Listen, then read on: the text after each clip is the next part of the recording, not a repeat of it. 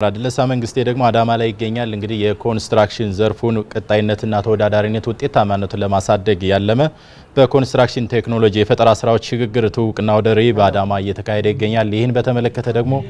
ዘጋቢያችን ድለሳ መንግስቴ አዳማ ላይ በቀጥታ ይገኛል ድለሳ መረጃዎችን አጋራና ወደሪው ምን ይመስላል ምን ነገሮች ታስበዋል የተነሱ ሐሳቦችንም አጠር አድርገ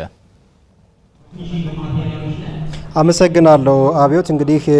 በተለይ በፈጠራና በቴክኖሎጂ ዘርፍ ያሉ ስራዎችን ለማየትና በዘርፉ የተደረጉ አውደ ጥናቶችን ለማየት እዚህ አዳማ ላይ አውደ ጥናት እየተደረገ ነው የሚገኘው እንግዲህ ምርምርና የፈጠራ ስራዎች ለኮንስትራክሽን ዘርፉ ተወዳዳሪነትና ውጤታማነት በሚል መሪ መልእክት ነው ይህ አውደ ጥናት እየተከናወነ የሚገኘው በአዳማ ገዳ አዳራሽ ማለት ነው እንግዲህ የከተማና መሰረተ ልማት ሚኒስቴር በተለይ ከተማና መሰረተ ልማት ሚኒስቴር የመሰረተ ልማት ዘርፍ ሚኒስትር ዴኤታ አቶ ወንድሙ ሴታ በዚህ መድረክ ላይ ተገኝተው ንግግር አድርገዋል ኢትዮጵያ እንግዲህ የኮንስትራክሽን ኢንዱስትሪ ለሁለንተናዊ ኢኮኖሚ ሀገራዊ እድገት ብልጽግና ከፍተኛ አስተዋጽኦ ያለውና ከግብርናው ቀጥሎ ደግሞ ከፍተኛ የስራ ዕድል የሚፈጥር የኢኮኖሚ ዘርፍ እንደሆነ ነው የተናገሩት እንዲሁም ደግሞ የኮንስትራክሽን ኢንዱስትሪው ቀጣይነት ተወዳዳሪነትና ውጤታማነት ለማሳደግ በተለይ ደግሞ ለሀገር እድገት የሚጫወተውን ሚና የላቀ ለማድረግ ከተለያዩ ባለድርሻ አካላት ጋር በመተባበር ችግር ፈቺ የሆኑ ጥናትና ምርምሮች ሊደረጉ ይገባል እነዚህ ጥናትና ምርምሮች ደግሞ ወደ ውጪ በማውጣት እንዲታዩ እንዲፈተሹና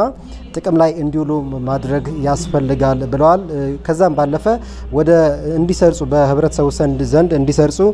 ማድረግና ለዓለም አቀፍ ደረጃ ጥቅም ላይ እንዲውሉ ማድረግ ያስፈልጋል ብለዋል ማለት ነው የኮንስትራክሽን ማኔጅመንት ኢንስቲትዩት በተሰጠው ስልጣንና ኃላፊነት መሰረት ተወዳዳሪና ውጤታማ ለማድረግ የሚያስችሉ የተለያዩ የፈጠራ ስራዎችንና ቴክኖሎጂዎችን ከባለድርሻ አካላት ጋር በመተባበር እያከናወነ ነው የሚገኘው ያሉት ደግሞ የኢንስቲትዩቱ ዋና ዳይሬክተር አቶ ኢንጂነር ታምራት ሙሉ ናቸው እንግዲህ በዚህ ዕለት ላይ የተለያዩ የፈጠራ ሰዎች